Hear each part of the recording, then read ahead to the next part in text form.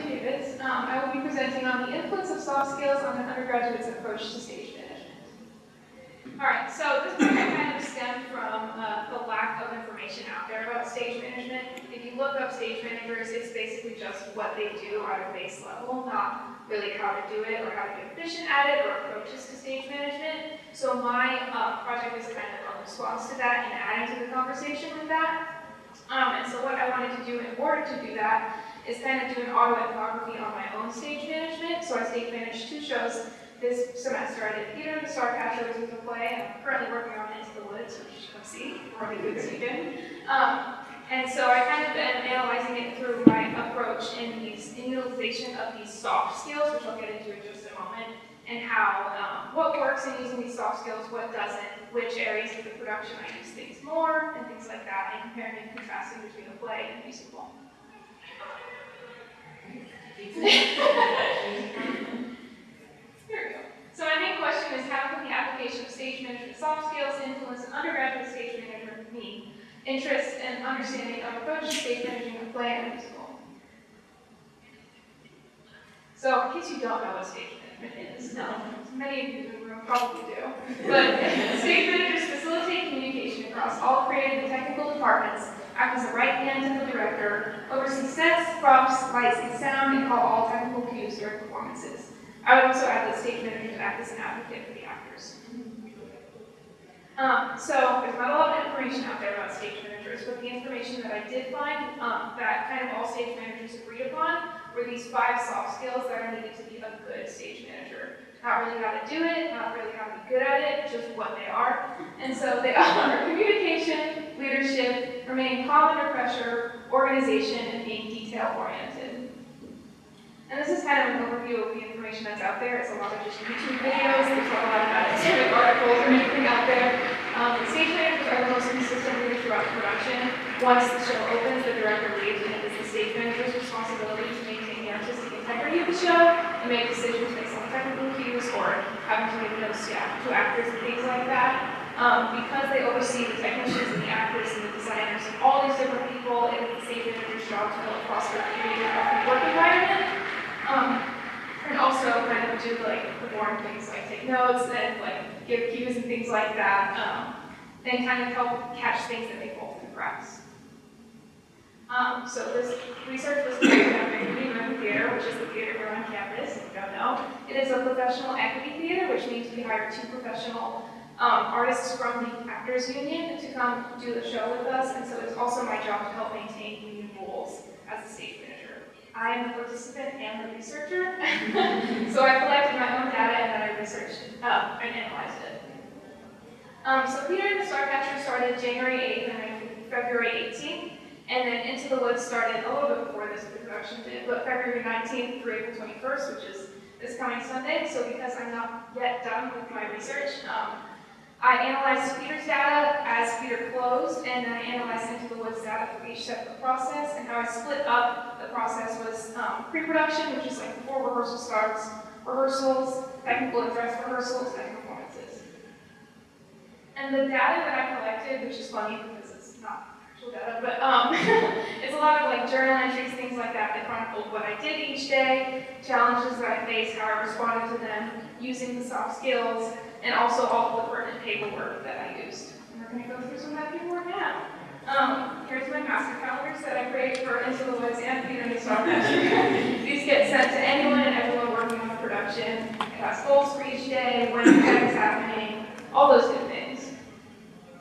Similar to that, here are my excerpts of my text schedules. This also includes when people are called, what goals are for each day. As you see, we need to get through 22 pages that day. I'm going to say for a second.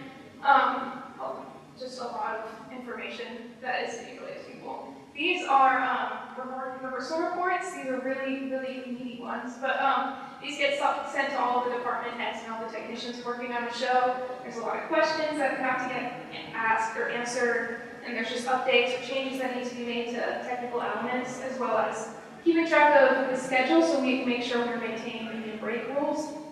And also, you're okay. And in the case of if an actor goes out, which you can see on the left, that has to be reported as well.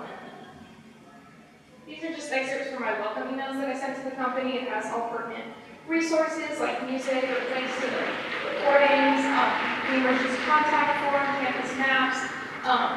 This also has links to the master calendars and things like that they will need. These are meeting minutes. I take these after production meetings, which is a meeting of all those departments I was just talking about, and has all pertinent information about things that need to happen, updates in construction, things like that. This is an excerpt from my scene breakdown for Into the Woods. It's pretty self-explanatory. It's when people are off stage. Here's excerpts from our run sheets that me and the ASMs created. This is basically, it's really hard to see because it's so small, but it's anything and everything that happens backstage or on stage during the running show. Here are excerpts from my calling script. Any box that you see is something I have to call to technicians who are listening over headset. So I would say lights 203, spots 1, 2, 3, pick up the narrator, and sound 50, go, and then they would do it. So as you can see, I talk a lot. And then these are excerpts from Peter the Starcatcher. These were some crazy moments.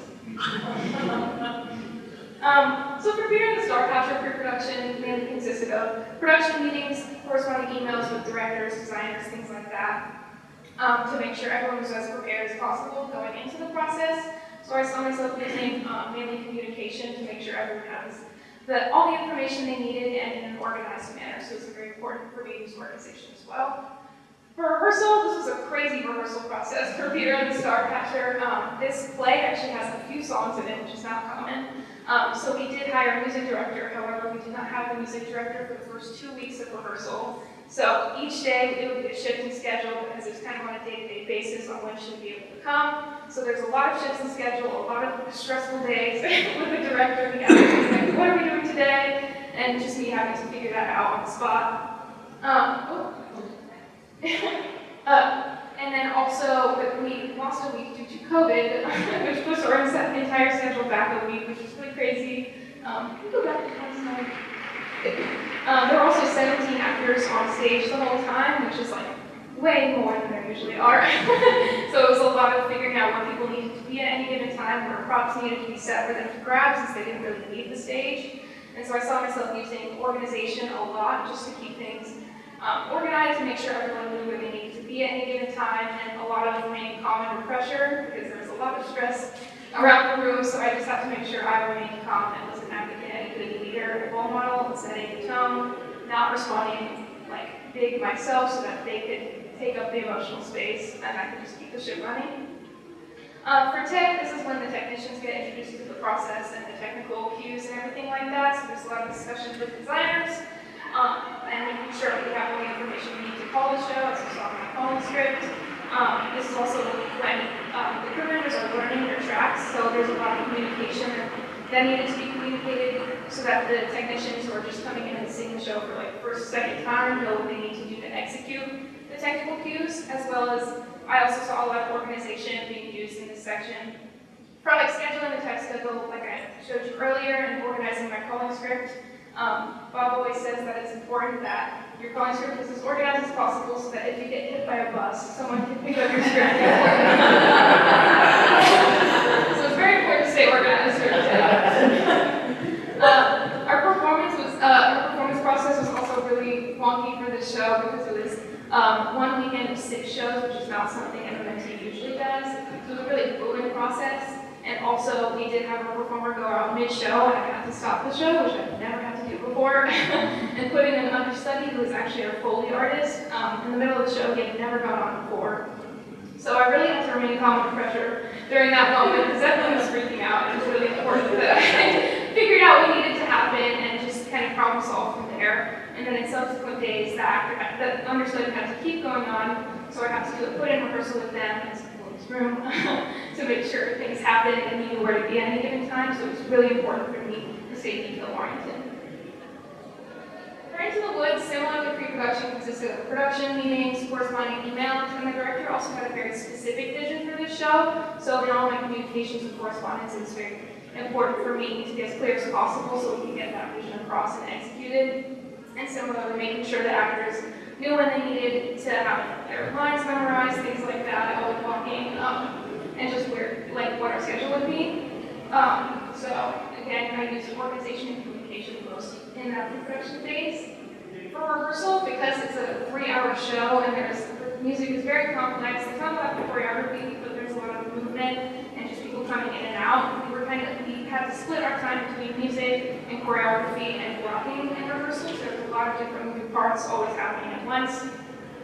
And also there were just some difficulties in scheduling because a lot of actors were needed at different points in the night, but not really consecutively, so there was no good way to call people later or release people, which just led to a very long and tiring rehearsal process for the actors. So I kind of used, I think, leadership the most in this process, just kind of advocating for the actors and making sure they felt taken care of and heard, as I am the one who speaks for the actors when going to the director and things like that. So I found myself advocating for them a lot and just kind of trying to keep things organized with all these people who are running around and trying to do all these magic things throughout this process.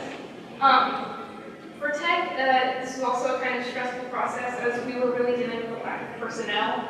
For this production, we just really struggled to get crew members for this show, and it's a really big show with a lot of technical elements, and we didn't really have as many people as we would like to execute it. So there was a lot of added stress on everyone who was working on the production to make sure it got together. Again, it's a 3-hour show, and we only had a week to tech the whole thing before we opened. And so I found myself remaining calm under pressure a lot to try and make sure everyone knew what needed to happen and make sure they could be stressed within a finite amount while I was still keeping the ship running. And there were times when we would get behind schedule and things would be a little crazy, but it was my job to keep things organized and to remain calm so that they could have that space and I could just keep it running. And again, communication, as there's many people learning new tracks, and I'm the one who communicates that to them. And I'm still in performance, so I don't want to speak for the performance yet because I have a performance tonight. But what I'm seeing right now is it's very important for me to be detail-oriented, as it is very complex music and there's so many things happening, so many people doing different things. So it's really important for me to stay detail-oriented, first of all, on my calling and just staying on time with the music, and also just making sure everyone knows where they need to be and what they need to do at any given time. So these are kind of the commonalities between Peter and the Starcatcher and Into the Woods. I saw that in both pre-production processes. I have to use communication and organization the most to make sure we were prepared.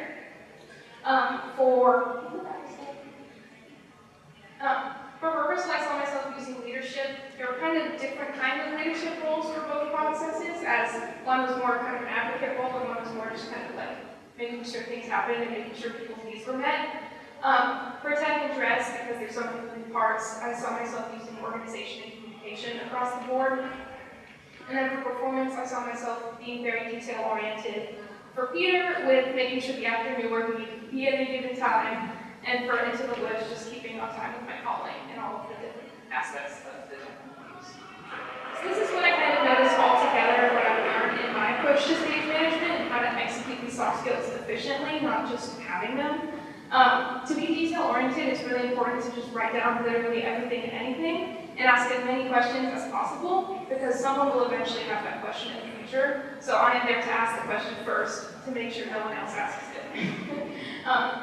For communication, it's important to use department-specific language. Since you're working with so many different people, if you're generalized about what you're saying or in a note in a rehearsal report, you're going to get followed up with, what does this mean? What are you talking about? So it's important to use department-specific language and be as clear as possible when you're communicating, which just mitigates questions, things like that. It's also important to be sensitive. And then as a leader, it's important to be an advocate for people and just listen and come from a place of understanding, because you're working with a lot of personalities. And know that people are going to follow what you do. If you respond badly in a situation, they will also respond that way. And that goes with being calm under pressure as well, just knowing that you can't control everything. So kind of prioritize what's most important and what needs to get done, and the rest will follow.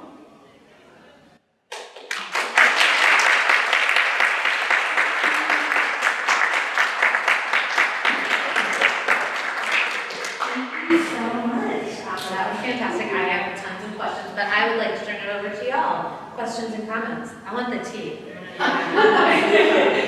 So, one of the things I've always wondered about being a stage manager is it seems like a ton of work, and sometimes it seems like not a lot of credit, right? Because you're behind the scenes a lot. So I'm curious, what's your favorite part of being a stage manager? I think definitely this can be people's least favorite part, but part of my favorite part is working with the actors and all the creatives. They bring such like a joy and love and energy to the process. I'm not there to perform, they are. So, and they're always kind of the most appreciative people towards me, even though I don't get a lot of like, oh my gosh, she's a stage manager, she's famous, you know, like that's not what I'm in for, but there's a lot of graciousness within the community that I appreciate. I think my favorite part of the process is calling the shows. That's the most fun for me. Other questions? So, I think for about 50 years, we've been doing guest artists. And I haven't been for a long time, but in the time I've done it, I think there have only been like 2 or 3 bad apples. And I was wondering, when you deal with these guest artists, they're wonderful, so this is great. When you deal with guest artists, you have to like shift the gear a little bit and deal with them, or are they really cool with you know? Most of the time they're very, I mean, all of them, most of the ones that I've worked with have been very professional. I do have to kind of shift in how I talk to them because the student actors that I'm working with obviously are right here, so I have a more professional relationship with them. But these are professional actors who are being paid to be here. So there is an air of professionalism that I have to take. Sometimes they are not as professional as they should be.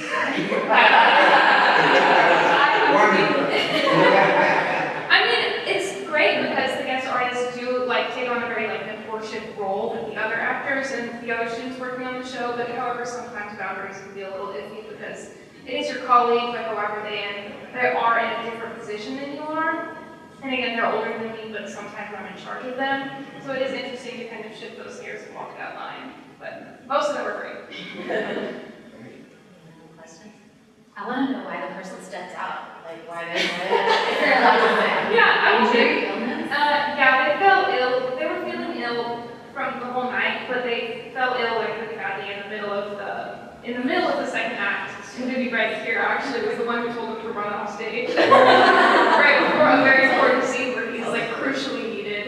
So I got to hold the show, which I've never had to do before, and I had to like run around with my head cut off, making sure everyone knew what needed to happen. And I told the other study, I was like, grab your binder, you're going on. And he's like, I don't know where to go. I'm like, you go figure it out. You were I work with her. Oh, do you have one more question? Yes, it is. I was going to ask, since this wasn't your last production, what has been your favorite show this year? Or do you have a favorite? I like them all for different reasons. These 2 shows that I did this semester were definitely challenging for me. Some of the most challenging that I've ever stage managed. I think one of my favorites that I've ever worked on was the book club play, which is actually the first show that I stage managed here at St. Anne's. It was my first time, it was a small cast, and it was just a really fun show. But I really do enjoy, I have enjoyed all the shows that I've worked on. I've gotten to work on a bunch of fun shows, which I like. I do like dramas, but the more goofy ones are more up my alley, which I've gotten to work on a lot of. So. Thank you so much.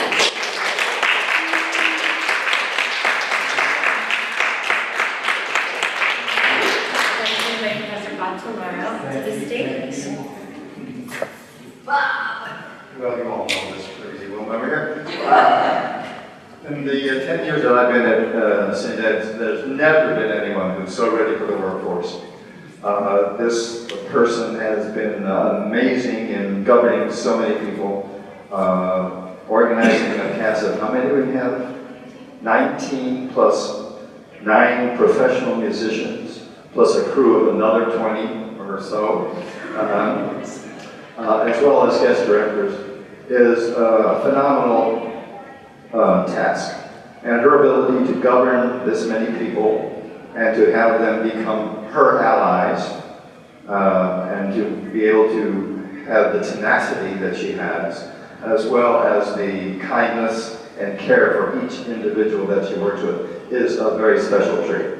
So over the years, it's been wonderful working with her. I just wind her up, let her go, and then whenever she comes up to me with a question, I will give my impression, which is interesting to do. So I admire her to the nth degree. She's already been hired at Zach Theater for 3 shows. And the arts organization in the city calls me, what's Gloria doing? Ballet Austin or the opera and Zach Theater. So she's ready to go out, and that's what our job is, to prepare all these wonderful people for the workforce. So I think you're ready, so get out there and do it. So everyone here will attest to her incredible skills, and she's ready to go out there and do it. Woo!